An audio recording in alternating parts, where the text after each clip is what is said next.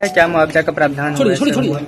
आज माँ शीतला मंदिर है मगरा में, वहाँ पे काफी भीड़ हो जाने के कारण बहुत ही जो है खेदपूर्ण घटना हुई है, बहुत ही दर्दनाक घटना हुई है। और अनफॉर्चुनेट रहा है कि इसमें जो है 8 लोगों का जो है देहांत भी हुआ है और 8 लोग जो है वहाँ पे ट्रीटमेंट के लिए यहाँ आए हुए हैं, जिनका कि राहत और बचाव का कार्य किया गया। सबको तत्काल जो है वहाँ एम्बुलेंसेज भेज के यहाँ पे लाया गया है 8 लोगों को।